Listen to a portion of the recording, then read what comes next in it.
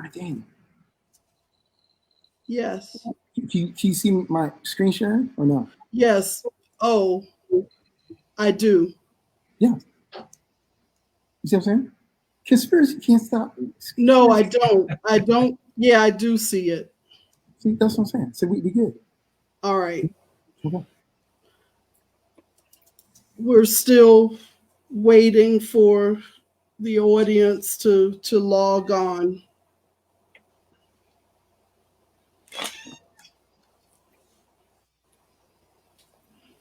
So we could talk right now and they can't hear us?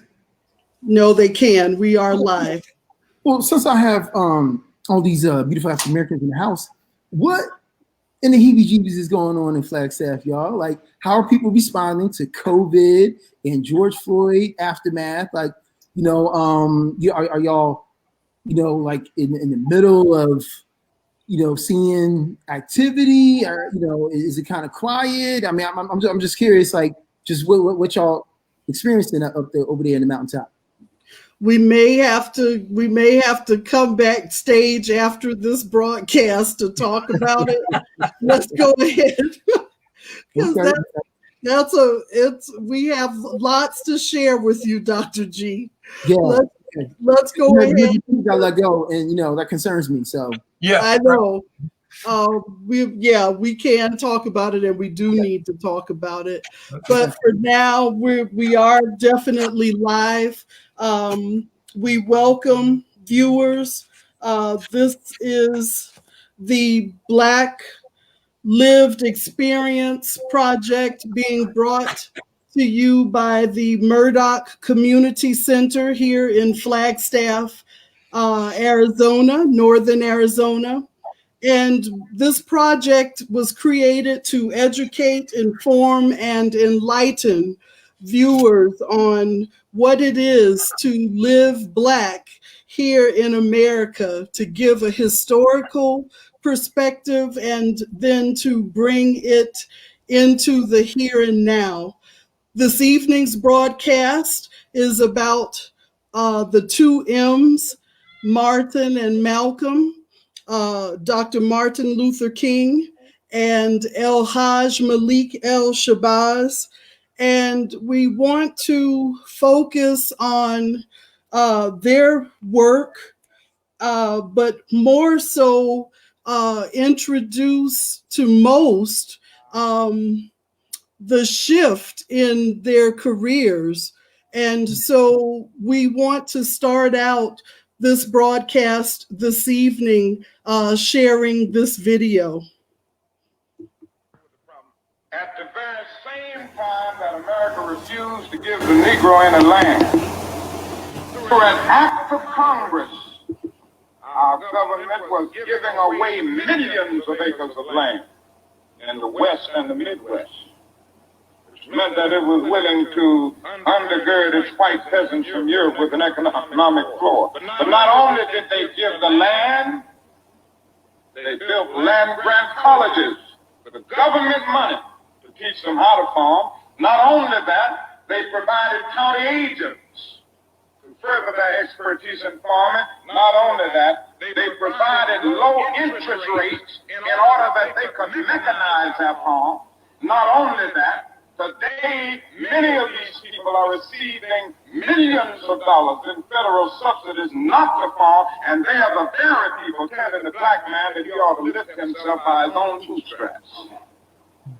And this is what we are faced with, and this is the reality. Now, when we come to Washington, in this campaign, we are coming to get our check.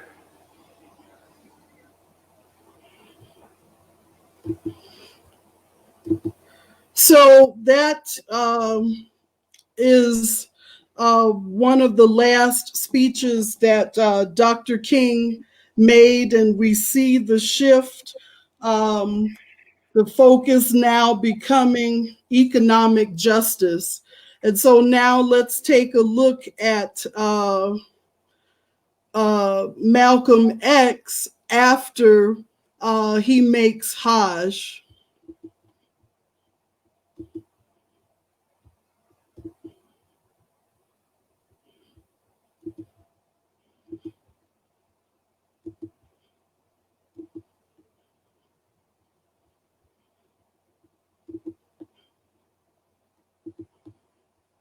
Never have I witnessed such sincere hospitality and overwhelming spirit of true brotherhood as it is practiced by the people of all colors and races here in the ancient Holy Land, the home of Abraham, Muhammad, and all the other prophets of the Holy Scriptures. For the past week, I have been utterly speechless and spellbound by the graciousness I see displayed all around me by people of all colors. I have been blessed to visit the holy city of Mecca. I have made my 7 circuits around the Kaaba, led by a young mutawaf named Muhammad. I drank water from the well of Zamzam. I ran 7 times back and forth between the hills of Mount Safa and Marwa. I have prayed in the ancient city of Mina, and I have prayed on Mount Arafah. There were tens of thousands of pilgrims from all over the world. They were of all colors, from blue-eyed blondes to black-skinned Africans.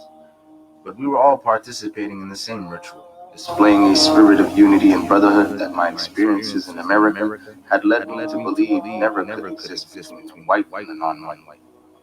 America needs to understand Islam, because this is the one religion that erases from its society the race problem.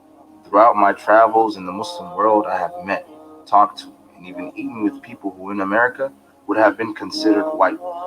But the white attitude was removed from their minds by the religion of Islam. I have never before seen sincere and true brotherhood practiced by all colors together, irrespective of their color.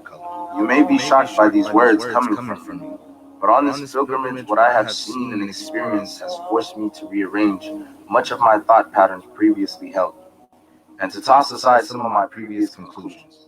This was not too difficult for me. Despite my firm convictions, I have always been a man who tries to face facts and to accept the reality of life as new experience and new knowledge unfolds it. I have always kept an open mind, which is necessary to the flexibility that must go hand in hand with every form of intelligent search for truth. During the past 11 days here in the Muslim world, I have eaten from the same plate, drunk from the same glass, and slept on the same bed, or on the same rug, while praying to the same God with fellow Muslims, whose eyes were the bluest of blue, whose hair was the blondest of blonde, and whose skin was the whitest of white. And in the words and in the actions and in the deeds of the white Muslims, I felt the same sincerity that I felt among the black African Muslims of Nigeria, Sudan, and Ghana. We were truly all the same brothers because their belief in one God had removed the white from their minds, the white from their behavior, and the white from their attitude. I could see from this that perhaps if white Americans could accept the oneness of God, then perhaps too they could accept in reality the oneness of man, and cease to measure and hinder and harm others in terms of their differences in color.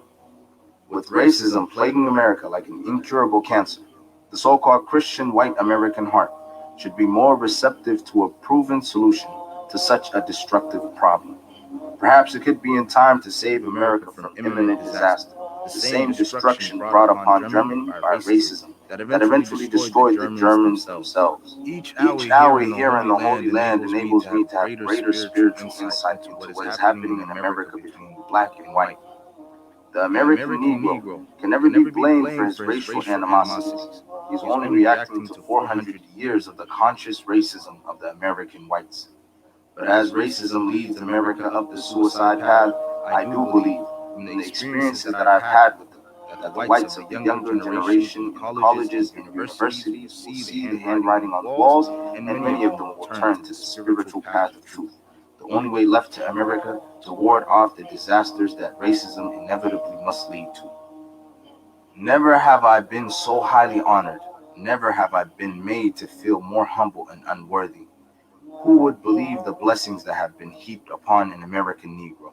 A few nights ago, a man who would be called in America a white man, a United Nations diplomat, an ambassador, a companion of kings, gave me his hotel suite, his bed.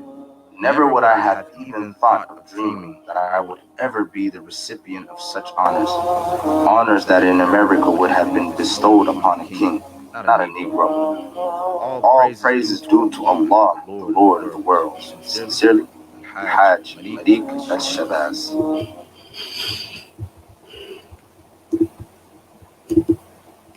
So we see here in our 2 videos, 2 very different gentlemen than most are aware of. And so with that, I'm very excited about tonight's presentation, discussion, and we turn the conversation over to our resident moderator, Sister Cara House. Thank you very much. This evening, I am excited to begin with a presentation on Malcolm X from Dr. Ricardo Guthrie. Dr. Guthrie is Associate Professor of Ethnic Studies at Northern Arizona University. He examines political narratives of the Black press and writes about cinema as cultural political artifacts. He was lead artist for the historic Southside mural at the Murdoch Community Center in 2011, and most recently edited a book on Malcolm X, focused on young adult readers, written by Ebony Joy Wilkins for Capstone Press this year. Welcome, Dr. Guthrie. Oh, thank you, Cara, for inviting me, and also to Sister Reverend Bernadine and my esteemed colleagues, Dr. G and Dr. G. Mack. I'm pleased to share with you this important conversation that is really an entryway for a lot of people interested in Black studies and the state of Black America, precisely because we are often juggling this Martin Luther King nonviolent person versus the Malcolm X that we think is his opposite. I think tonight we'll find out that they're not so different in terms of who they were and what they meant to humankind. So let me start off with a little bit about the Malcolm X that we do know, and say a little bit more about how he became El-Hajj Malik El-Shabazz, or someone who moved beyond this particular plane that we try to call what it means to be African American. So Malcolm X, as that video shows, takes the Hajj. He goes to Mecca, and he joins with other Islamic believers in the Muslim faith, and he undergoes a transformation. Supposedly that's the story. But what if that story actually was one of many different transformations? What if, for instance, he had already made that decision, but we didn't know about it because that's not the story that we like to tell? It's an easy story to talk about his transition, and some people call it invention, from being who he was as a teenager to his life as a young man to then being a minister and then someone who is more elevated. How come we have to have that linear progression? Why couldn't we see the Malcolm who was a revolutionary as a teenager? I'd like to investigate as we go along, and as I share these words with Dr. G and with G Mac, Mr. McAllister, I think we'll share some of these insights. So Malcolm X, the X is supposed to replace the slave name. He was born Malcolm Little, and that's the name of an ancestor who was white and used to own the enslaved peoples from whom Malcolm came. And so he replaces the little with an X. It replaces the slave name and is another X, a placeholder for the lost African name. How little became X. I have this first screen up here talking about brotherhood is a two-way street. His father was Earl Little, a reverend, a Baptist preacher, and a Garveyite. He followed Marcus Garvey and the Universal Negro Improvement Association. He could be said one of the first Black nationalists that we know of the 20th century. And his mother, Louise Norton, came from a little tiny island in the West Indies called Grenada. She was a Seventh-day Adventist. She did not eat pork. She celebrated or did her spiritual journeys on Saturday, the Sabbath. And all these little things that I'm showing you now really don't get into the story. But because she was such a different person, she gets treated as if she was a little not there. But she was already different. So she marries Earl Little, as I said, a Baptist preacher, and they were both part of the Marcus Garvey Universal Negro Improvement Association, which focused on Black pride and economic advancement. And of course, Grenada from the West Indies was a British colony for many years before it achieved independence. So the family moves from Omaha, Nebraska, believe it or not, to Lansing, Michigan, and they live on a farm. They're one of the few Black families that own their own land and grow their own food. So the Malcolm Little that we knew as a kid, the fourth son of 8 children under Earl and Louise Little. He's a farm boy, but he's also a natural born leader, as they say. He was always a leader. And this is what you need to know. He emerges out of the 1930s and the 1940s. As a young man, the family gets separated because of racism. The Black nationalist leader, his father, Earl Little, is assassinated by the Klan or a Klan-like group. He's left for dead after being run over by a streetcar. And when he dies, his West Indian wife, Louise, goes to collect on the life insurance, but he's denied. She's denied, saying that he committed suicide. How could he have committed suicide if he is found on a subway track, practically torn in two? They don't listen to her. And so as a result, she loses her land, she loses her family, and is institutionalized because of the mental strain that she undergoes. So Malcolm and his brothers get sent off to different families. Malcolm grows up as being the fly in the milk. He's the only Black child in most of the schooling that he goes through, but he's still a leader among those white kids. So much so that he gets to be the the school president when he's a teenager. And he's so well liked, he tells his teacher, you know what, when I grow up, I want to be a lawyer. Well, the teacher puts him down and says, no, that's not a realistic choice for you. You work well with your hands. Maybe you should be a carpenter.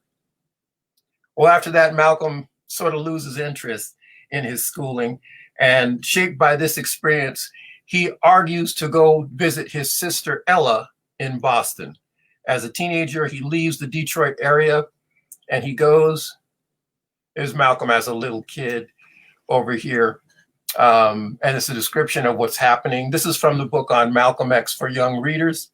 And it explains how his father was basically killed by the Ku Klux Klan or some other type of group like that.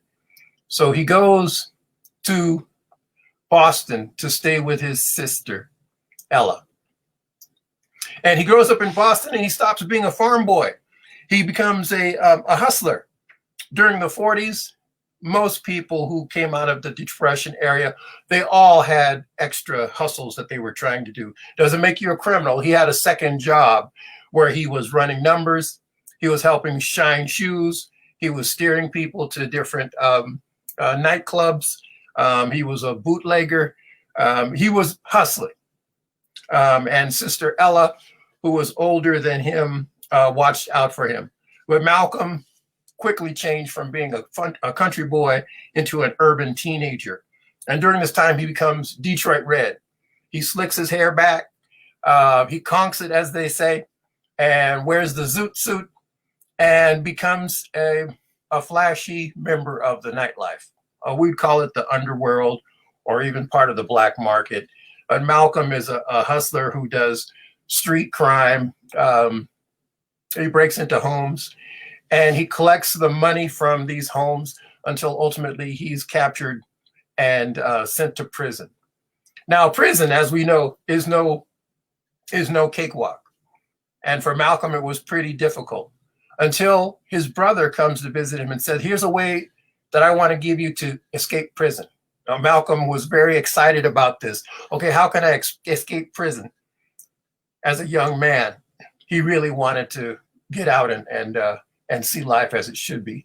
Well, his brother tells him the way out of prison is to join the Nation of Islam. Nation of Islam, what's that? He said, well, there's a world out there that is tied together by spirituality and religiosity by the Nation of Islam that started by Elijah Muhammad. And it's black people just like you, Malcolm, who have been taught that they are nothing. And so he said he wanted to learn more. He said, to learn about the Nation of Islam, you will be able to escape prison. And the line that his brother gave him was, if you see how the history of America is unfolded, it's because white people have made a deal with the devil. They're the ones who enslaved you. They're the ones who take your jobs away. They're the one who threw you in prison and gave you no chance of escape. But Islam will be your way to escape. And Malcolm was dubious, of course, and skeptical, but he became a real convert of Islam, or what we had called the Nation of Islam under Elijah Muhammad. Elijah Muhammad was one of the followers of a Moorish temple from the 1920s and 30s in Chicago, and then ultimately created his own organization, founded on the basis of Islam. Now, Malcolm, while he was in jail, again, for many years, had to teach himself to become different. This Detroit Red, this former criminal, now commits his life to spirituality and upliftment. In the prison life of the 1940s and the 1950s, he was in jail in Massachusetts. He developed his oratory. He developed his debating skills. He becomes a scholar. It's said that he wrote every word in the dictionary from aardvark to zebra, from A to Z. And he would write this every single day, every single night, until he had to get glasses because he had basically destroyed his reading, his eyesight through reading. But this was his way out of prison. And so the next thing I want you to think about is, why do we talk about having to go to prison or in order to develop our own skills? Why do we have to have that type of confinement, that type of forced scholarship, if you will? Malcolm didn't question it. He just took to it like a fish to water. As I said, he famously organized others. He studied the tenets of the Nation of Islam, which was introduced by his brother Filbert. And he appears in the FBI files during that time because what? He organizes a prayer boycott. He organizes other Muslims who said, well, we should have time off to prayer 3 times a day or 5 times a day. And he catches the attention of the prison authorities for this simple act of saying we should have religious freedom. Then he organizes study groups and debates the different book clubs inside of Walpole Prison and in Norfolk Prison before he escapes. Here's a picture of Malcolm as a slick-backed zoot suiter before he was imprisoned in 1944. I'll try to fast forward through this. We don't need to know all this. But I think it's important to talk a little bit about Elijah Muhammad, who was formerly known as Elijah Poole. And he was a Georgia native who meets the leader of the Moorish temple in Chicago in the 1920s. And ultimately, he forms his own organization called the Nation of Islam out of Chicago in the 1930s. This is a very shrewd man. He doesn't look like a powerful leader, but he was very sharp and very keen on what he taught Black people. And so he should be revered for what he tried to do to turn the people who were downtrodden and given up on, and to give them a new lease on life. In fact, he was a radical in many ways. He refused to be inducted into the army and spent time during World War II behind bars because he said, I'm not going to fight against the Japanese. What? You're an American. He said, well, if we think about it, the Asiatic man has not done what the white man has done to us. And so I'm not going to go fight against the yellow man because the white man told me that that's what I should do. So he becomes a draft evader and spends time in prison. It's this type of insightful thinking between the nation and the international community that makes the Nation of Islam very powerful during the 1930s and 40s. And so when Malcolm comes out of prison, he runs straight to Elijah Muhammad and finds out, what is it that I can do to help the nation grow? Because the nation survived because people like you made an offer to me, to brothers and sisters who were Black and considered less than. We became equal. So in 1956 or 54, 56, he comes out and uses his oratory skill to build temples. He's well-spoken. He creates several organizations in the Black community. He creates a newspaper called Elijah Muhammad Speaks. He goes from Chicago to Detroit to New York to Boston, and everywhere he goes, he attracts flocks of followers, people who were formerly Christians and who wanted more, or they came from different social organizations. But he constantly said, I am not the person who's speaking. It is Elijah Muhammad. I give all praises to him and to Allah. But he was a fisher of men. And all he needed was an audience. This organization, the NOA, was well known for taking people who were formerly unemployed, in prison, might have had a shady background. They would clean them up and teach them a righteous way of living. So this is the second thing I want you to know. When we think of the Nation of Islam as being a hate organization, or if that's what you might have heard, I think we'll hear a little bit more about that. I think it's part of the deception that has been put together, that many of these people had no other means in their life to lift themselves up. So when they saw this man saying that we have a history and a culture from Africa and from Asia, it was very attractive.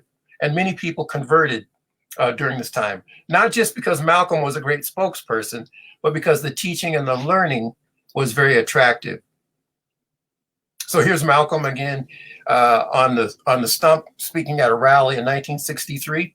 And so about this time, I think Malcolm began to see the fruits of his labors. He was a world traveler. He went to Africa. He went to Europe. He went to other areas around the world as a spokesperson for Elijah Muhammad. And here's another myth, that he only went to Mecca once, that he only went in 64. He actually went during the 50s to set the stage for Elijah Muhammad to make his own Hajj. True story.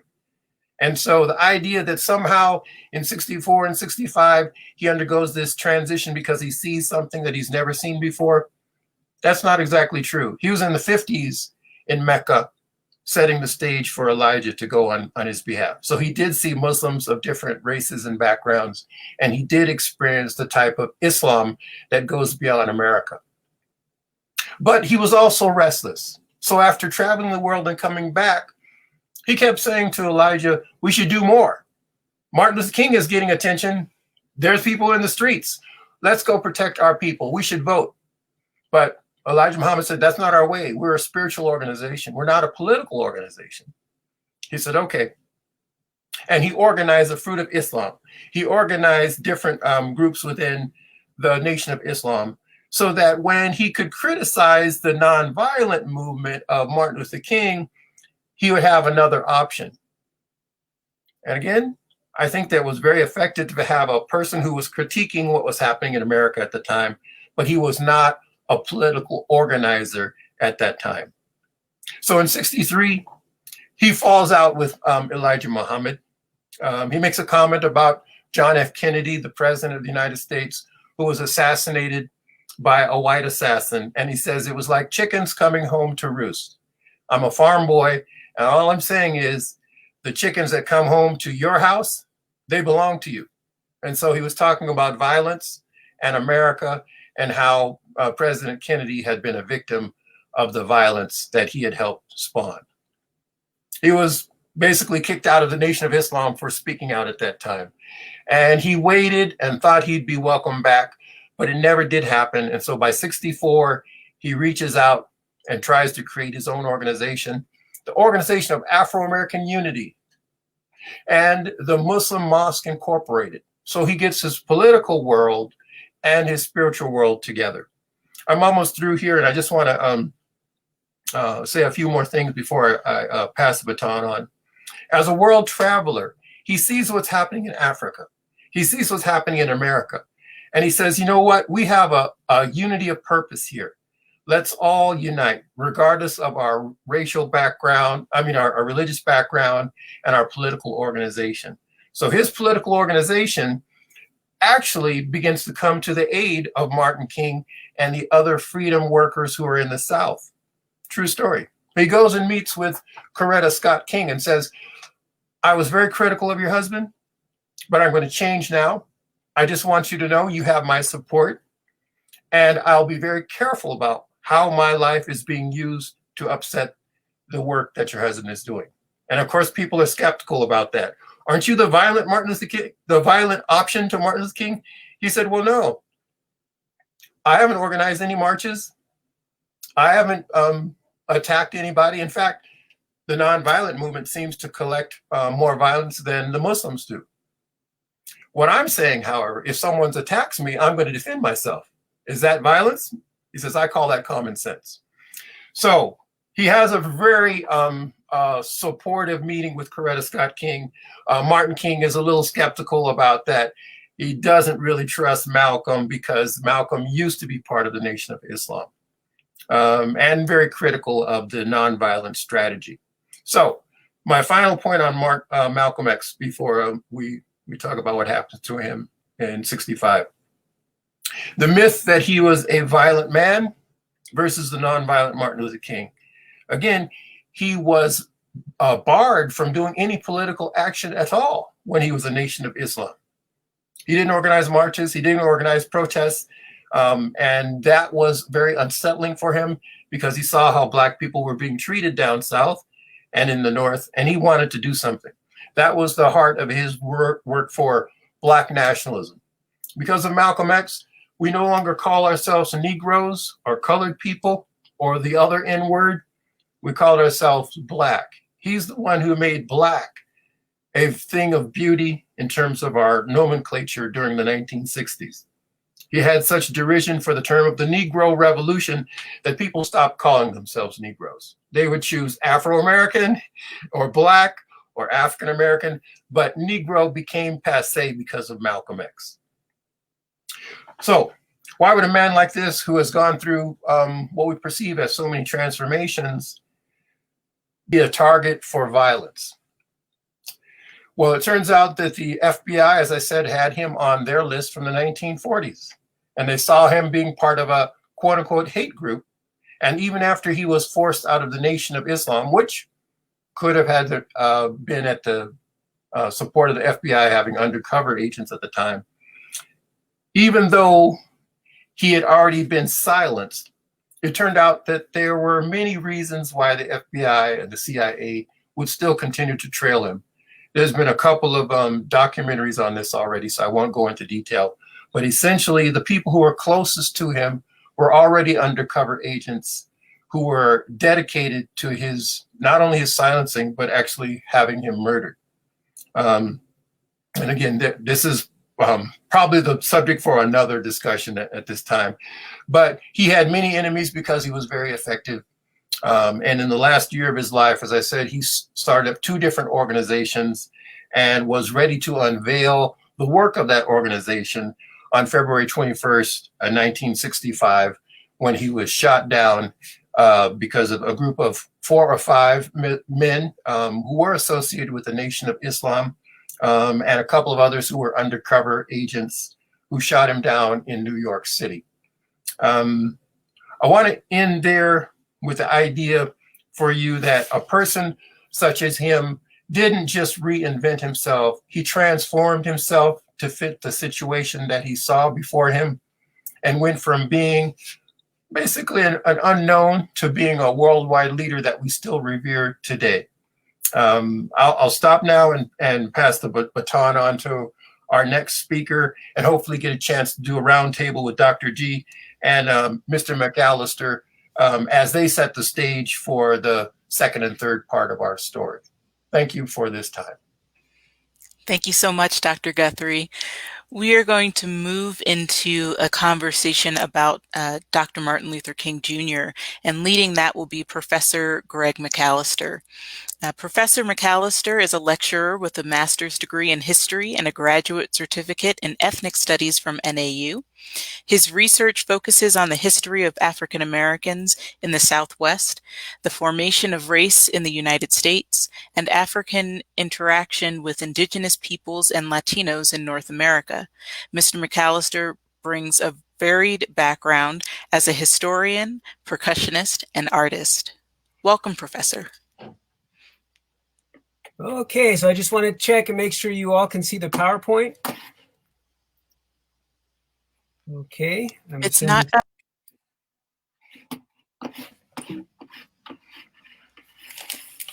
Let's see.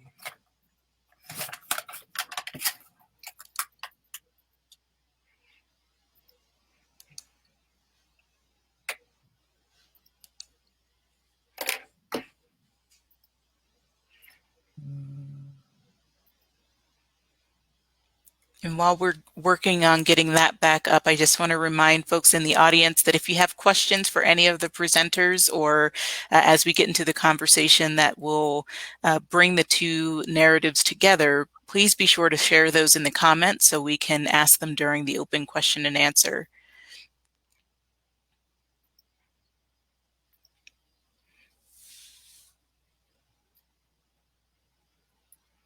Okay. Ms. Bernadine, you're muted.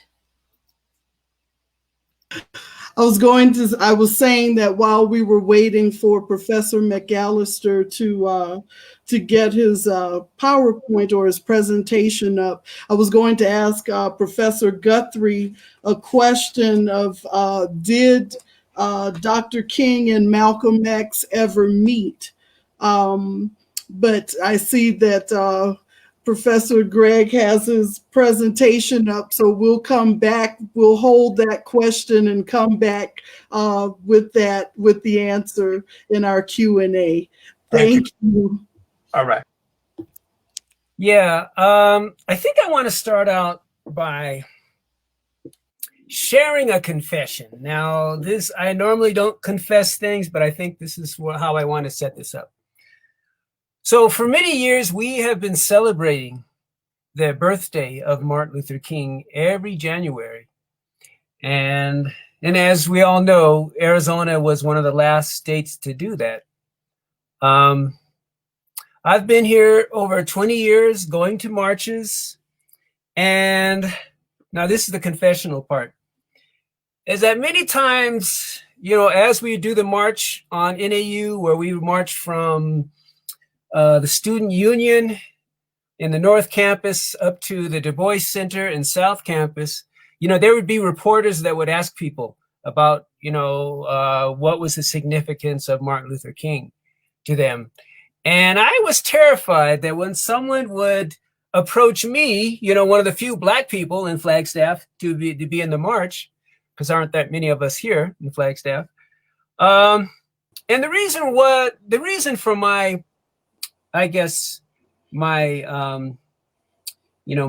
uncomfort and talking about King is that I didn't feel like he was significant for the 21st century. And then that's pretty heavy when you think about the sacrifices that were made during that period of the civil rights movement. But a lot of this has to do was that we were celebrating the Martin Luther King of 1963, the Martin Luther King of I Have a Dream speech. And so it didn't seem relevant to issues of mass incarceration, of continuous wars. But I didn't know the Martin Luther King of 1968. And by the way, I have a King 68 t-shirt. I don't know if you can see this. So the Martin Luther King of the 68, if you don't know, I'd like to introduce you to this individual of 1968. Now, a year prior to his assassination, Martin Luther King gives a speech which changes his whole life. He decides to speak against the President of the United States, who has been an ally in the civil rights movement, and he decides to speak against the war in Vietnam.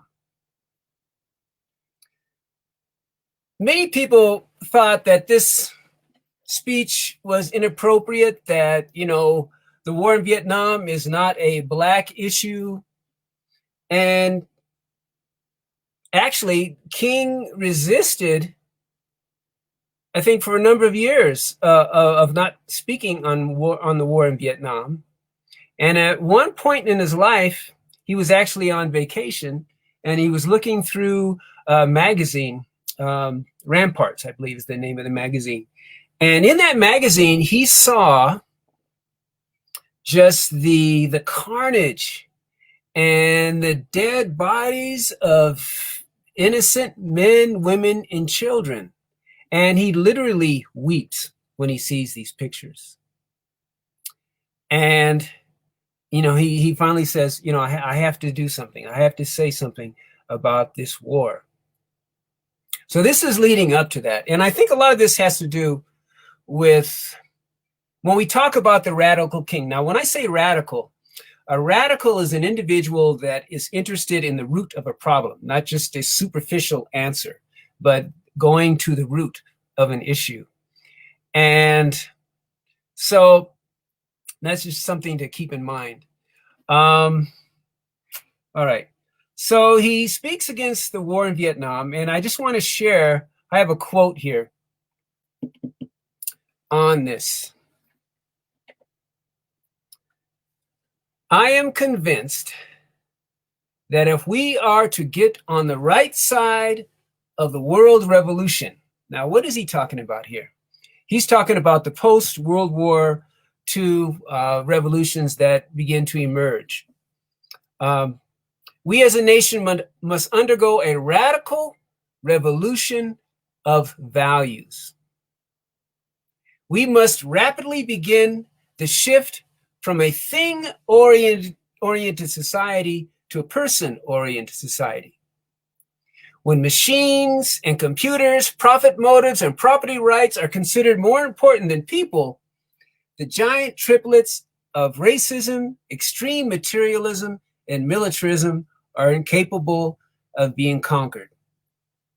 So I want to emphasize some things here in this particular quote. So King talks about, by the end of his life, and I'll come to the next quote, by the end of his life, he's analyzing America's issues, America's problems. And this is why Martin Luther King is extremely relevant to our present situation. In fact, right now I have students that are looking at the present situation with the COVID virus, with the way, problems of unemployment, problems of racial oppression, that they're able to use King's analysis of the four evils. That is racism / white supremacy, economic exploitation, which is the evil twin of racism, materialism, a thing-oriented society, and militarism. So very important things to consider. Okay, very relevant to the 21st century. Okay, let me finish with this quote. A true revolution of values will soon cause us to question the fairness and justice of many of our past and present policies. Now I want to move on to the next quote here. Now this one seems like it was written yesterday. So I'm going to go ahead and read through this. Here he says, millions of Americans are coming to see that we are fighting an immoral war that costs nearly $30 billion a year, that we are perpetuating racism. Now that's interesting, that war is perpetuating racism. Now, if this was a class, I'd say, okay, how many wars are we involved in right now? I actually have an extra credit. I have students that come up with as many as 15 wars that we're involved in. So again, very relevant to our current situation. That we are tolerating almost 40 million poor during an overflowing of material abundance. Yet we remain helpless to end the wars, putting that in the 21st century, to feed the hungry, to make brotherhood a reality. This has to shake our faith in ourselves. If we look honestly at the realities of our national life, it is clear that we are not marching forward. We are groping and stumbling. We are divided and confused. Again, this is like right now, right? Our moral values and our spiritual confidence sink even as our material wealth ascends. So how's Wall Street doing right now? In these trying circumstances, the Black Revolution is much more than a struggle for the rights of Negroes. I'm going to read that again. The Black Revolution is much more than the struggle for the rights of Negroes. It is forcing America to face all its interrelated flaws: racism, poverty, militarism, and materialism. It is exposing evils that are rooted deeply in the whole structure of our society. It reveals systemic rather than superficial flaws and suggests that radical reconstruction of society itself is the real issue to be faced. So let's just sit with this for a minute.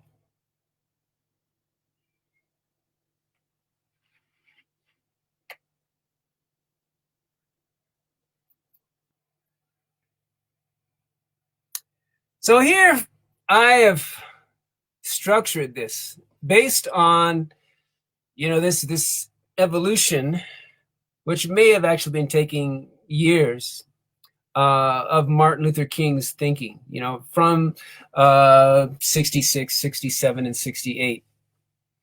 So he often talked about the triple evils of racism and economic exploitation. So I as a practice, whenever I hear the word racism or white supremacy, I don't see it by itself, that it's always connected with economic exploitation.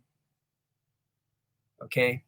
And war, of course, we're talking about, militarized police forces, militarized society.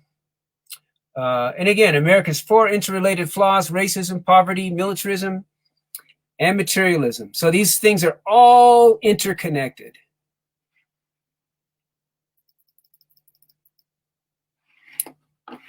Let's see.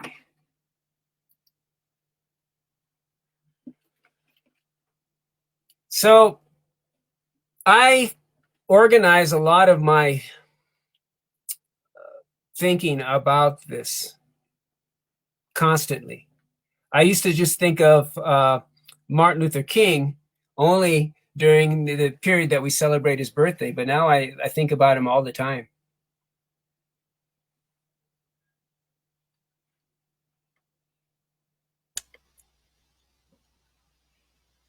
Well, thank you, Professor McAllister. I was feverishly typing up some questions for you for when we get to the Q&A portion. So I'm sure we're going to have a great conversation as we get into that portion of the presentation. Oh, can I just add? I just want to add another thing. Absolutely. Yeah. So, we started, talking about Malcolm. And actually, Martin and Malcolm have a genealogy that dates back to the early 20th century with Hubert Harrison, who was from St. Croix, and he's considered the father of the Black radical tradition.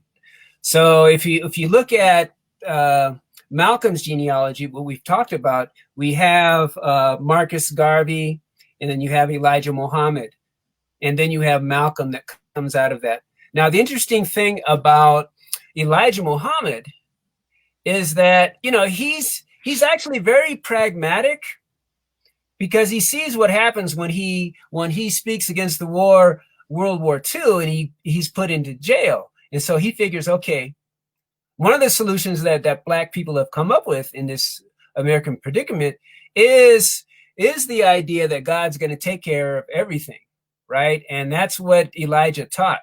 He says, we don't need to be involved in this society.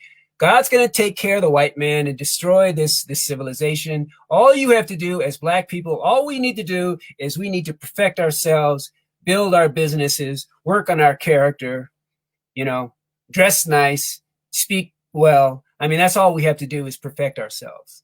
And some of this also is influenced from the man, Tuskegee man. I can't think of his name. Booker T. Washington. So there's that. Okay.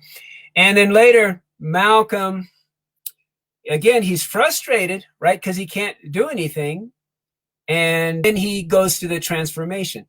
Now, King, on the other hand, in that genealogy, you have A. Philip Randolph, who's a socialist.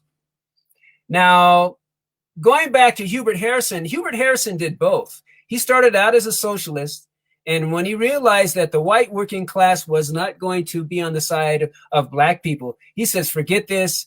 You know, black folks, we can't rely on the white working class to get it together, so we just have to perfect ourselves. So it's actually Harrison that introduces Marcus Garvey to New York, to the people in Harlem. Okay, so it's really, in some ways, if you think about black nationalism or cultural nationalism, it's out of frustration with trying to work with the integrated solution. Okay, King is related in that, if you were talking about a secular genealogy, Hubert Harrison, and Hubert Harrison is considered by A. Philip Randolph the father of the black radical tradition. A. Philip Randolph is a socialist, but what's interesting, he gives up somewhat on the idea of a socialist revolution, improving America, and he starts to work with the elites. You know, he's a founder of one of the labor unions, and he's working with, you know, he believes in integrating. In fact, he hated Marcus Garvey. He actually helped get Marcus Garvey deported, you know, because he says, man, this guy's going to ruin my thing. He's going to ruin my relationship with white folks. I'm trying to work with white folks, right? And then, so King comes out of that. But I want to add to that genealogy, but you also have Du Bois, right? And you know, back during World War I, we have to remember that the radicals like Garvey, A. Philip Randolph, they were all against Du Bois because Du Bois was trying to sell black folks and fighting for World War I, right?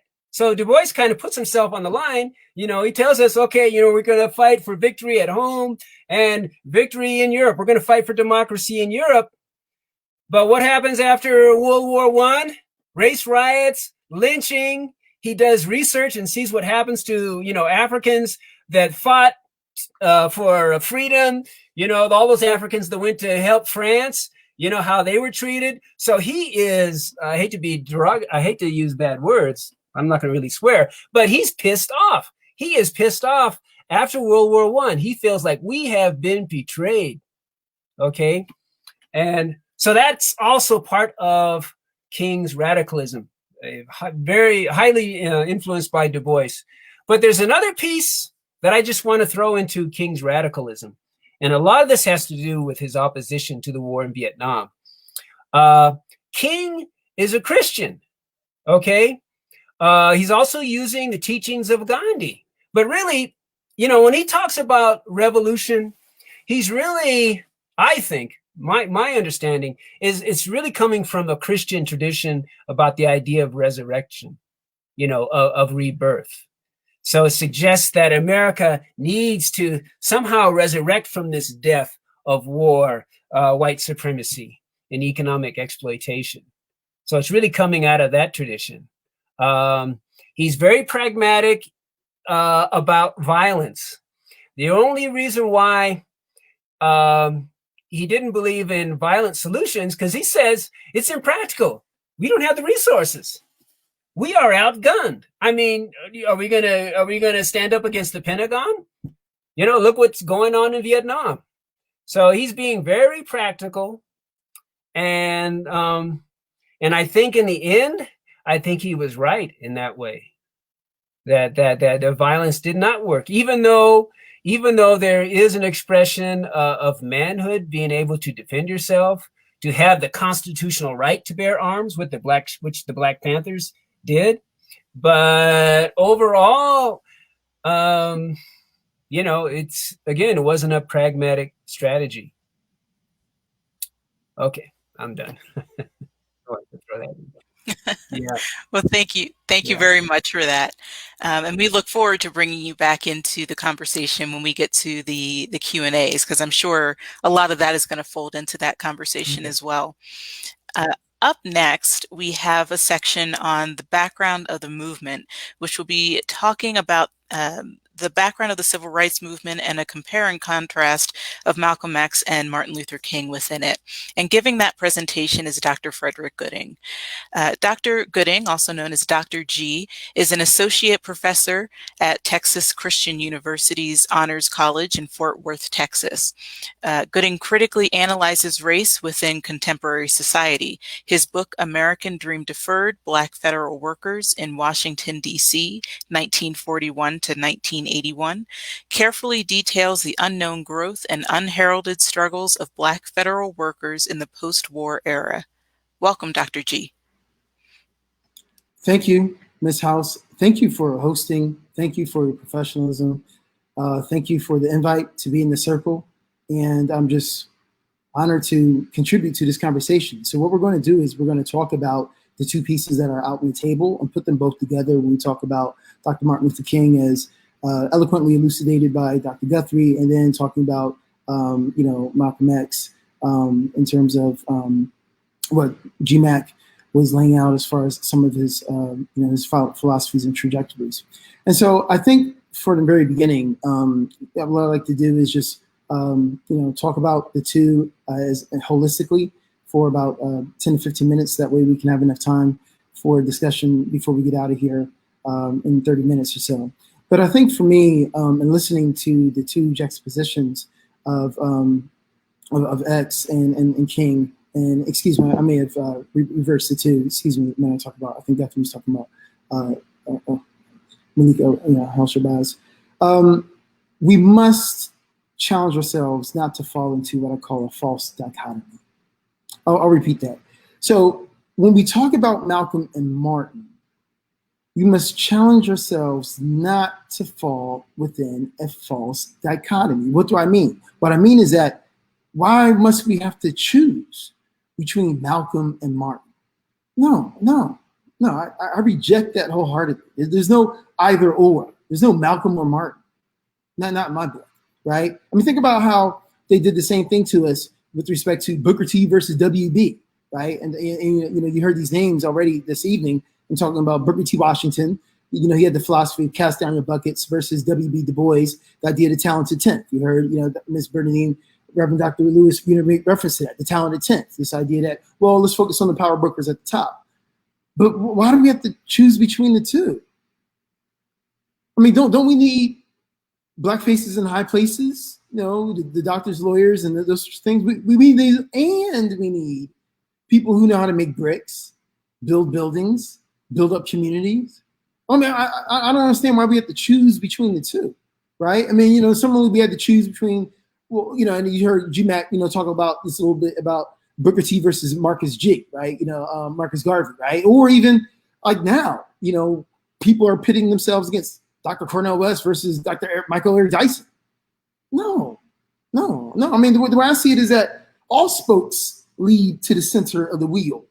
The problem is so grave and complex that I think, my mom always told me beggars can't be choosers.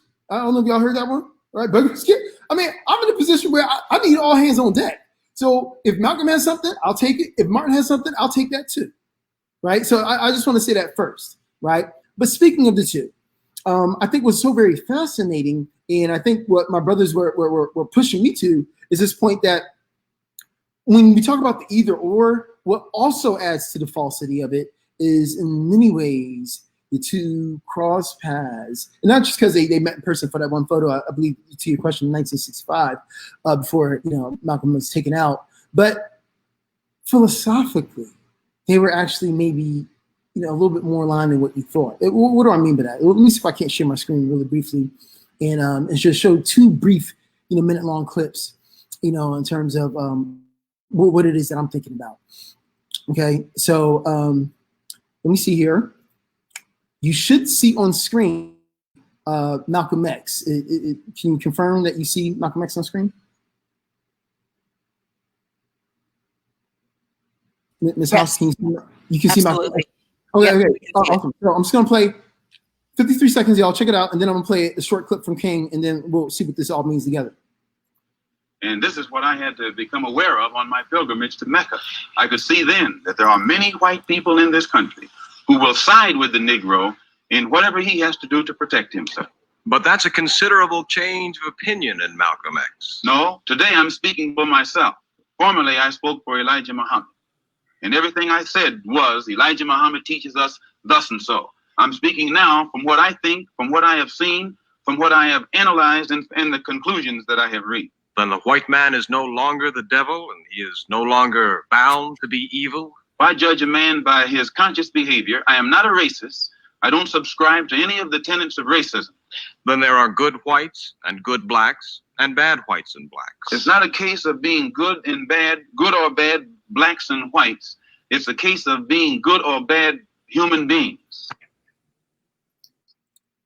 Okay. It's not a case of being good blacks or bad blacks, but a case of human beings, right? As you heard him talk about. Okay. So what was so very significant about this? As you heard earlier, Malcolm X, he went on the pilgrimage, right? Easily manage your team's work with. No, thank you. So Malcolm X went on the pilgrimage, okay? And, you know, the fact of the matter is that, you know, when you talk about him being a Muslim, it wasn't in the necessarily the traditional sense. I mean, you're talking about, you know, an offshoot, you know, as, you know, fostered by the Prophet, the Honorable Elijah Muhammad. And so it wasn't as traditional, but still there are many overlapping tenets of you know, the American version, you know, the 5%ers, right? And so in going to Mecca as part of the pilgrimage, this idea that every Muslim, you know, must go, you know, to the east, because when you pray 5 times a day, the idea is you're facing east towards Mecca, because this is where the Prophet, receive the revelations, so that there's this homage in orienting oneself to that direction, right, to Mecca, you know, Saudi Arabia. And so, and actually going physically to Saudi Arabia and visiting and communing with other, shall we say, traditional Muslims, right, Malcolm experienced various epiphanies. He had various openings in terms of, you know, understanding and seeing the way people were connected. You know, I think a lot of it has to do with not only the people that he was interacting with, but also I think the experience in going abroad. And my good brother, you know, freedom fighter, Dr. Guthrie can attest that when we had the opportunity to take 10, what we call affectionately called the talented 10, you know, brothers to South Africa, it was absolutely mind-changing. I mean, Dr. Guthrie, I mean, you a quick comment about what that impact was on those people to leave the actual country? Their minds were blown. Just totally. Totally blown. And not only that, but reassembling, you know, they came back as different people. I mean, you know, the mind was stretched, can't come back to its original dimensions. And so I think on a couple of levels, you know, Malcolm had that chance to leave America. Think about how suffocating, you see the t-shirts, I can't breathe, how suffocating America can be. I mean, every instance, you know, every moment of the day, you can be thinking about this thing called racism. You know, when I go to the 7-Eleven and they put my change on the counter, are they being rude or are they being racist? I mean, you know, there's always these constant dilemmas that we have to deal with, right? You know, did I get, you know, a good percentage on my APR, you know, or because, you know, they have studies, you know, that show that blacks, you know, are not getting, you know, as good a rates, you know, at the car dealership and things of that nature, you know. So, you know, so there's data to show that we're not just paranoid. It's about COVID and the effect of the African-American community. Well, for good reason. We talked last week about the Tuskegee experiment. No, I'm not running to the hospital because when grandma went to the hospital, she didn't come out. So, I mean, I'm not being irrational. And so it's suffocating. So think about how for Malcolm, when he finally left the confines of the United States, I mean, it was just mind-blowing for him to be in a different environment. He saw people just as dark as him, if not darker, you know, and this idea of like, wow, like, I really just had the fingertip of like what I thought was Islam, I self-Lord and Master. I really need to dig deeper into this. And so when he came back, he was a changed man. And so what's fascinating is towards the end of his career, right? Because again, that clip I played you is from '64. So, you know, the clock was ticking. You know, we didn't know he was going to be assassinated at that time, but, you know, he didn't have that much time in the back end. But so towards the end of his career, so to speak, if you would, we see that Malcolm actually adopts a more what we call ecumenical approach, right? You know, this idea that he's open to more views, right? He actually rejected the strict teachings of the Prophet Honorable El-Hajj Muhammad, right? He, as you saw in that clip, he's a little bit more critical about this idea. No, I don't want to just, rote line and sinker, just repeat everything that's been told to me. I'm going to think critically about all these different people. And so then you saw, he's rejecting the white man necessarily as the devil, but this idea that he was open to the concept of humanity, right? And if anything, maybe you could throw in the word patience, right? This idea that, hey, I want to see what mankind's about, and if they're going to offer it to me spiritually, emotionally, intellectually, then that's where I'll begin to build. Now, contrast that, right? Because you think Malcolm, he's the strident, impatient, gun looking out the window by any means necessary. Like this needs to happen like yesterday, right? And in fact, I think GMAC's commentary is like, well, so I'm with Malcolm being the proverbial opposite. Is King even relevant today? I mean, does he have anything to offer us? I mean, he unfortunately has his reputation being milk toast. But wait, hold on a second. If my screen is still being shared, right, we just gonna wrap this up real quick, y'all. I just want y'all to listen to just for a minute of a very, very powerful speech. And if you haven't heard it, you can go back on YouTube and check it out.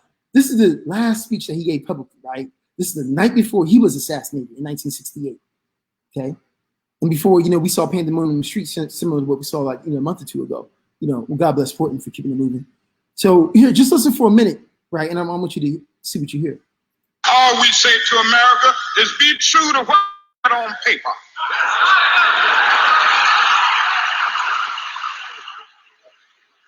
If I lived in China or even Russia or any totalitarian country, maybe I could understand some of these illegal injunctions.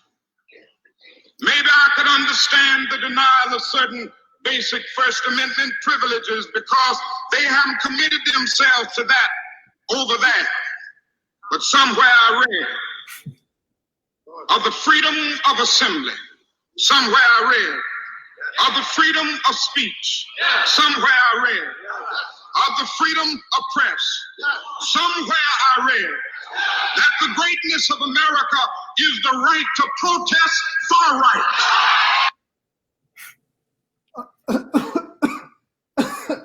Whoa.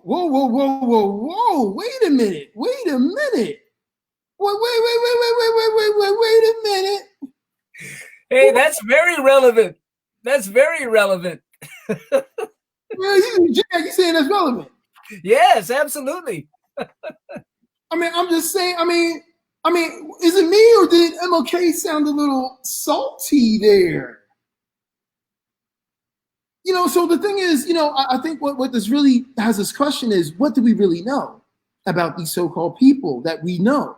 Because if anything, what I'm trying to show you is that Malcolm, the strident revolutionary, actually, he ends up moving in this direction towards peace and humanity, and I want to be open and things of that nature. Meanwhile, King, the teddy bear that, remember, everybody marches Dr. King. It's like, I mean, I really wonder, well, who was against him? Because everybody marches Dr. King. Like, Dr. King, I mean, speaking of Dr. Cornel West, he warns us against the Santa Clausification of Dr. Martin Luther King, right? This idea that he's going to come, once a year and drop all his civil rights, for all little boys and girls. I'm sorry, y'all. I don't. King's going to come there. No. How about he was in jail, right? He wrote the letter from Birmingham, jail. Like, people did not like this brother while he was alive. He was speaking truth to power. And a couple of details just add to this conversation before we open for questions, is that before he passed away, did you know that he adopted a more, shall we say, socialist approach, right? He was working things called the Poor People's Campaign. Remember, that March on Washington was the March on Washington for what? Jobs and freedom. Thank you, Dr. Guthrie. Thank you, Dr. Guthrie. Right? Jobs and freedom. So he became much more pointed in his economic critique of the evils of capitalism. Yeah. Okay? And so here, he actually put his money where his mouth was, and he actually slept on the floors in the slums of what was formerly known as the city of that brother called Kanye West. Rest in peace, right? Bless his soul. But the idea is Chicago. He's sleeping on the streets in the slums of Chicago, right? We think of him, the poor Baptist minister from the Georgia. No, he's up in the shop, sleeping on the streets and the slums of the people. And then he's organizing working poor. He's organizing working poor in Memphis. Right? And so he was very critical about capitalism more. I mean, you heard in that piece I just showed you, I mean, dare I say, being sarcastic. Somewhere I read it. Well, you know, it's kind of like in the Bill of Rights. I mean, we all know he's being sarcastic. He's being flippant. He's salty. He's peed off. Excuse my French. So what's interesting is, so here you have Malcolm, you know, peace, right? You know, and then King, peace, but he's moving towards this. Damn it. You know, I mean, what was the name of his last book? Why We Won't Wait. Well, why we won't wait? I mean, so what's fascinating is that I'm not going to choose. I say we need both Malcolm and Martin, all their parts. We need them all, people. Just like I need Kara House on screen, I need Greg McAllister, I need Carter Guthrie. I mean, listen, the last thing I'll say is this. You go to your kitchen. Do you use a butter knife for everything? Really, you use the butter knife for everything. I mean, the butter knife works well when I butter my biscuits. Grandma's recipe. Miss House, you don't butter your biscuits? Jane. Okay. But what I'm saying, that's what I do with my butter knife. That's what I do.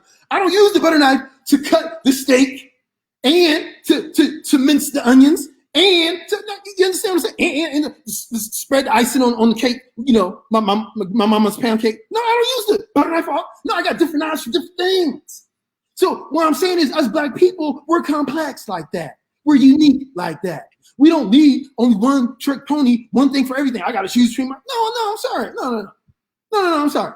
Listen, I'm sorry. I work at a school. Well, I worked at NAU PWI as well.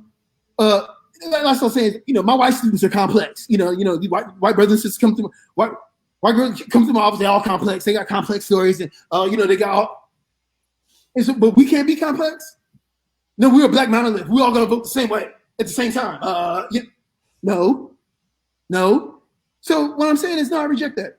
We need both Malcolm and Martin and all the other brothers and sisters that we didn't talk about today, but who are very much necessary in the fight, the full fight. Okay, so we're not going to just fight for end of slavery, but the full struggle for the full freedom of our people. Peace and God bless. Amen.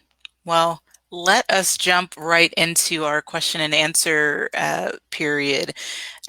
We have a few questions or comments from the audience, and then I am going to, as much as I can, selfishly take up time with some of the questions that I came up with for you all as well. I think the first question that we can touch on is just going back to what Dr. G said at the beginning of his breakdown of that split that is seen, and it's the danger of falling into a false dichotomy between these two figures. So I'd like to hear what any of the presenters feel. Why do any of the presenters feel that we are so frequently asked to choose when it comes to these two figures in particular, and whether this is an incidental act or if there is maybe some intentionality in creating that perceived split between Martin and Malcolm? All right, let me go age before beauty. No, I can't say which one I am. Thank you, Dr. G, for calling that out. I think it's a human response, right? That we have this call and response. So if someone is antipathy, right, I gotta be sympathy. If someone is up, I gotta be down, because it makes an easy story to comprehend. However, it's just not true. The call and response could be just as Dr. G has been calling it out. If I say something, I want a response, good, bad, or indifferent. Instead, we're being taught in most of our studies to find the opposition. And so in human behavior, you have to understand we are many things at once. We are multiply articulated. And just as someone starts out where Malcolm Little becomes a Malcolm X, becomes Detroit Red, etc., you can expect there to be a variety even in one person's life. So hopefully I'm not the same person I was when I was 22, you know, but you'll see elements of that 22-year-old at 62 or whatever it is. And I would tend to think that that's true for these people that now we put as paragons of who we are. I can't be like him. I got to be like her. And I think unless you come up in a background, we'll say Dr. G and G Mac, we all came from households where we were challenged. I don't know about you, but my father challenged me, boy. If I didn't have an answer, then he was like, oh man, get out of the way. He had 5 other kids he had to talk to. And so he could find a way to get a lesson that would help all of us. We didn't come from that type of background where it was like, well, okay, tell me so I'll know what the truth is. It was like, no, you better stand for something. And if I say ABC, you better speak to it. You know what I'm saying, Dr. G? Dr. G, you're still muted. The conspiracy will not meet me, my sister. No, okay. So I just want to say absolutely amen. And I think Dr. Guthrie's point is so very powerful in that what he did is he helped contribute to what we're fighting for, which is liberation. See, I remember what we talked about. It's not a matter of, whips and chains anymore. It's about spirits and brains. And many of us are still battling psychological segregation in terms of, being liberated to this idea that you can change. We can allow for Malcolm to change. We can allow for Martin to change. I mean, sometimes we get so hung up on things having to always be the same. And honestly, I think that, the history has shown that we're strong enough to withstand the changes that history that's in store for us. And so I think we can allow for these people to be complex. They don't have to be perfect, just as we also don't have to be perfect. You don't have to put that pressure on yourself, baby girl. You don't have to put that pressure on yourself, baby boy. The idea is that you're perfect the way you are. The Liberty Bell is perfect because of the crack in it. I'm from Philly, So the idea is that, maybe we can give ourselves a little bit more room to love each other and ourselves, right? Because I think supremacy does that. It puts you on edge, that dual consciousness that WB talked about, where I always have to be perfect. Every time I go out, I'm always ready for someone to challenge me and ask me some question, and I have to have a response for it. But at least within us, that's one of the ways in which we can promote healing, is this idea of you're free to change over time.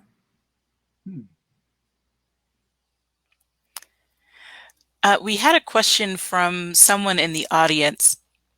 And they just said the Next American Revolution by Grace Lee Boggs has a great bit about the convergence of Martin and Malcolm. Are there some other recommended reads that address the 4 inherent evils we are facing?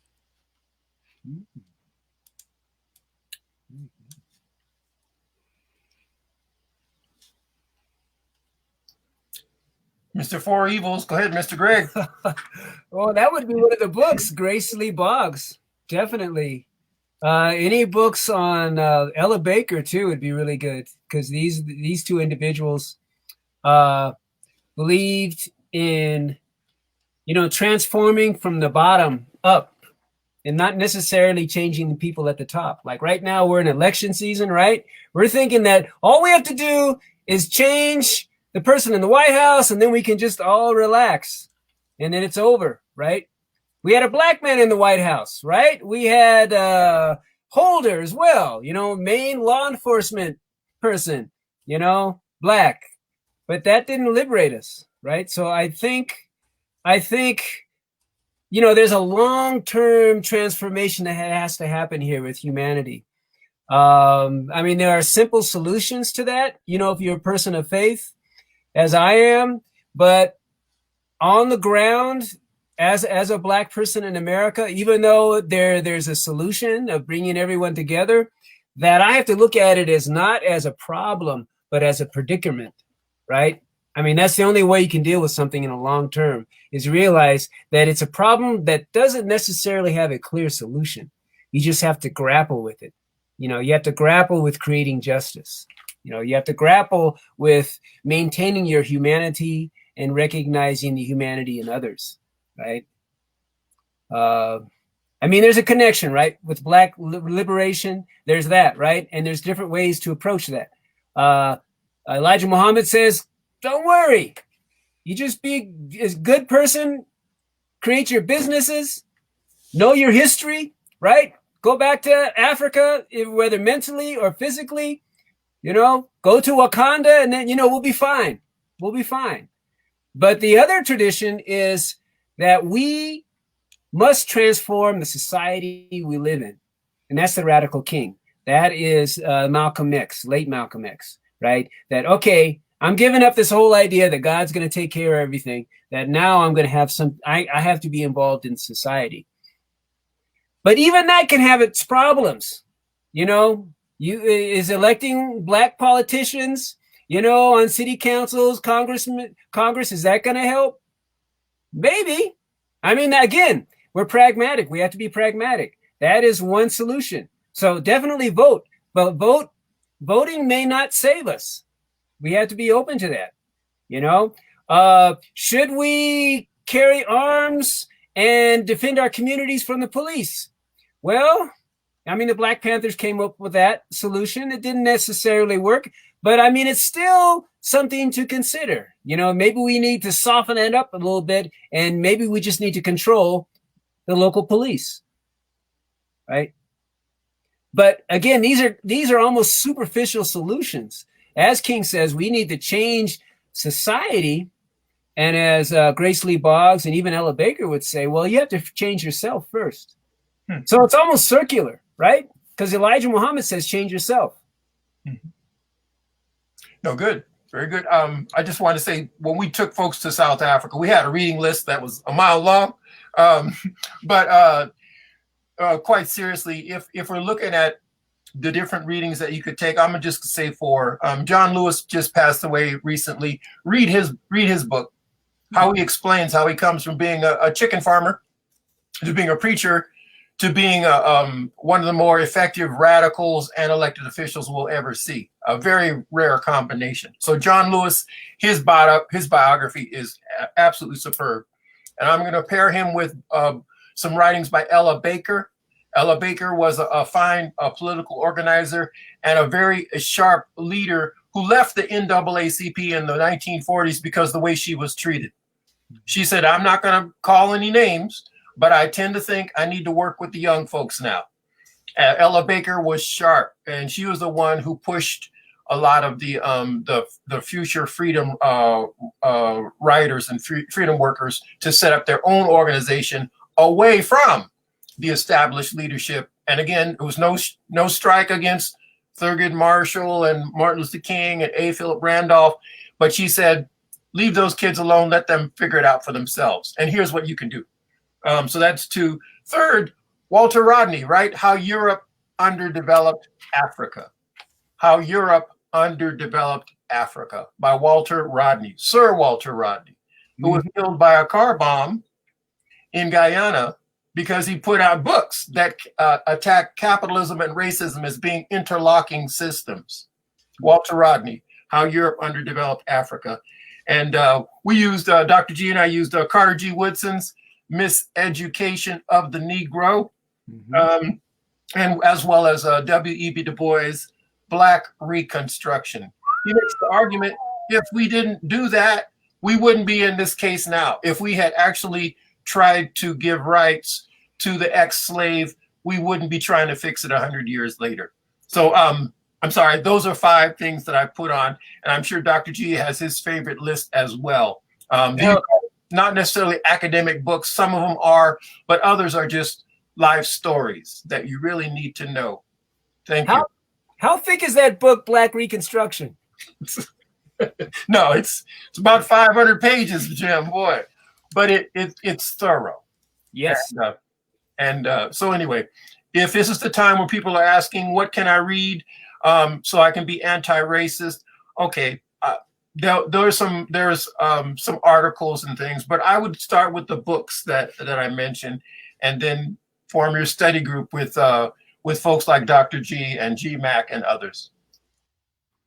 And to dovetail on those 2 excellent recommendations, one, when Dr. Guthrie mentions The Miseducation of the Negro by Carter G. Woodson. Carter G. Woodson, by the way, is the preeminent Black historian who essentially had the brainchild of Black History Month. First, it was a week in February to celebrate Lincoln and Frederick Douglass's birthdays, and then it grew to Black History Month. And as you all know, most things that start Black are the original P-Funk. And now everybody has a month, right? It's like National Donut Month, etc. You know, God bless everybody else. But the point is, it got started with Black History Month, Dr. Carter G. Woodson. And unfortunately, many of the items that he talks about, many of the concepts in terms of what I was saying, the psychological segregation, are maybe quite applicable today, right? And he wrote that book back in 1913. Speaking of back in the day, you know, W.E. Du Bois talked about the color line in 1903, Souls of Black Folk, right? And so, you know, unfortunately, that's very much applicable today. I think to, you know, look at some of these pieces, you don't have to read all of it, but just to skim it to see to what degree you do find atoms that are applicable, but will help us understand just the nature of oppression and how cyclical it is. And even though our technology has changed, we have cell phones and, you know, and you know, electronic Tesla cars, the idea of racism has been quite consistent. You know, unfortunately, for many of us would not like to admit that.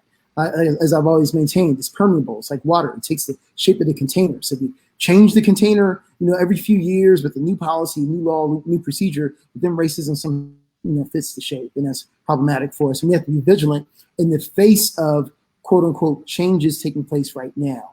Right, this idea of us not falling for the hook and looking up 20 years from now and figuring out, you know, they still got one over on us. And so going to GMAC's point about, you know, spirituality, faith without works isn't dead. So, you know, pray to the good Lord. I think it's healthy. I advocate for it.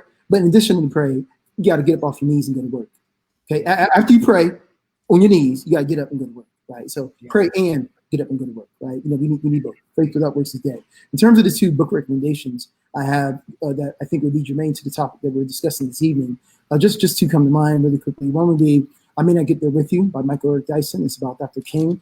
And if anything, I think the title is implicating this idea that King was moving towards a more radical position towards the end of his career. And this idea that I may not get there with you, meaning that, you know, he was moving to a place, remember, he had prophetically, he had seen the mountaintop, you know, but this idea of, you know, that vision and where he wanted to be didn't quite match up with the platform he had established for himself yet. So there was conflict in terms of change, you know, even within his own lifetime and even how we remember him.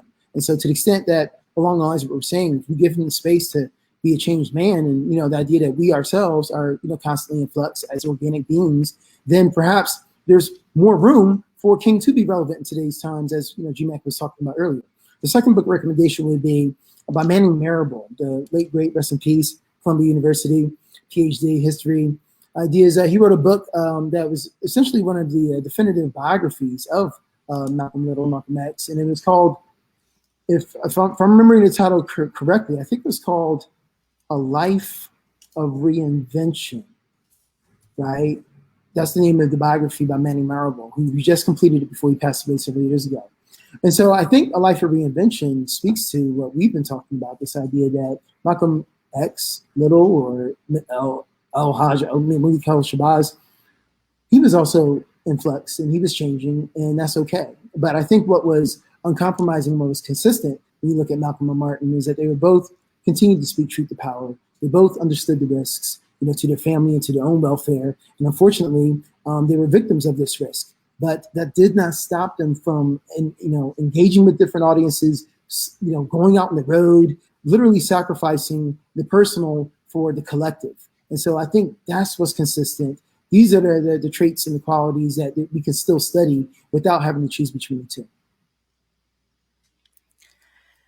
I want to get to one last question, and I believe Ms. Bernadine will probably, here she's coming back on now, so we can wrap up shortly.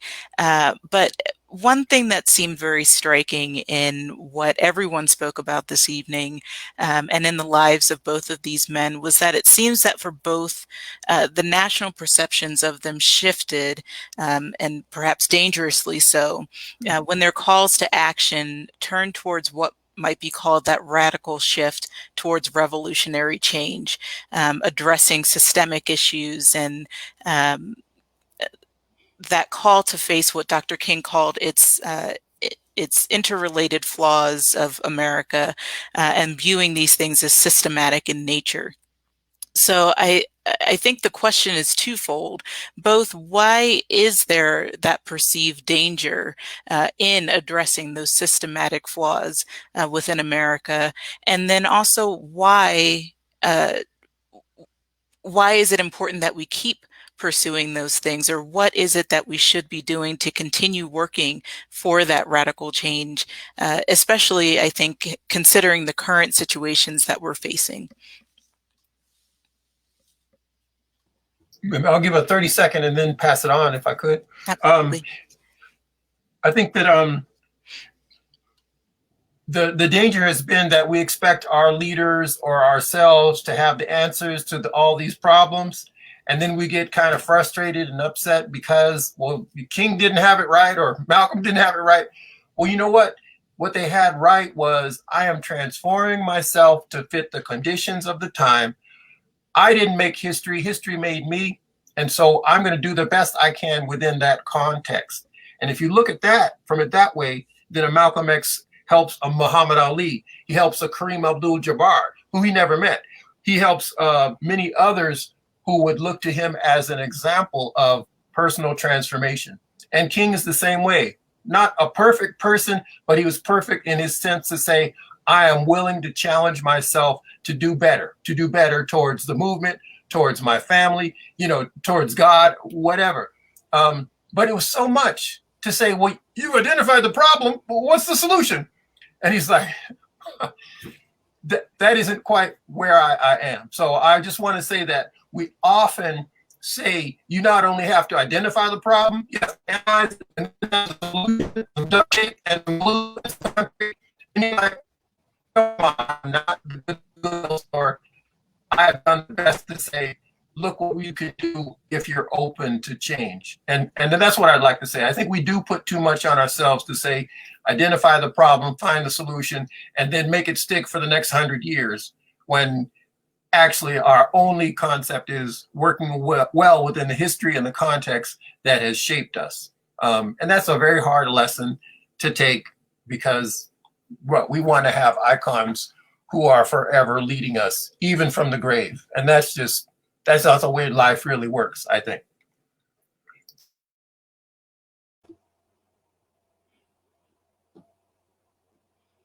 Amen. Sister Cara, do you have any parting questions, last questions, parting words? Oh, I am just very grateful to all of the presenters who spoke tonight. I think you gave us very unique perspectives into the lives of both of these men. And I'm seeing just from the audience the gratitude for the conversation. And I share that gratitude, definitely, and just very grateful to have been part of this conversation, and look forward to the ongoing conversation that we'll have about just the Black lived experience in Flagstaff, what it means to look at that experience across the nation, and how we keep moving forward. Dr. G, did you have any parting words for this evening? I just want to encourage all those out there listening to shun not the struggle, right? I mean, the great Frederick Douglass reminded us that we should not measure a person by the heights to which they climb, but from the depths from which they've come. And for so many of us, we've been struggling, striving, somehow surviving, and that in and of itself is revolutionary, right? You don't have to be on TV. You don't have to have a whole lot of likes on Instagram. You don't have to do any of that in order to contribute to the cause. And just by living your life, by finding a way out of no way, that's part of the magic of the spirit of resistance, right? Yes, we all have a cross to bear. And many of us do lead lives of quiet desperation. I wish things were better for our people. We have been economically robbed. We've been spiritually fragmented. Politically maligned, all these things. But you know what? For us to come into this space and remind each other through the principle of Ubuntu, that I am who I am because of another person, right? You all have validated my existence. You all have charged my batteries for at least a good another 3 weeks, right? And these are the inner exchanges that are necessary for us to continue striving. Just the fact that you are in that space. You may not be at the head of the table, but you're at the table, right? I mean, if you think about what your family has gone through and what our ancestors have done, just the fact that what's their excuse? I mean, you got this head start for 400 years, and I'm at the same table as you. I mean, if you think about it that way. So in other words, shun not the struggle. Liberate yourself. You don't have to have the burden of being everything to everybody. You are here to be you, and guess what? That's going to be good enough.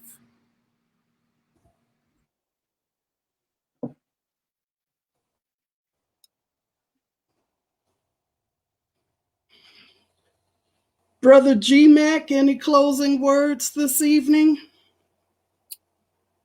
Well, going back to my little talk, you know, you all know that I now embrace the Martin Luther King of 1968.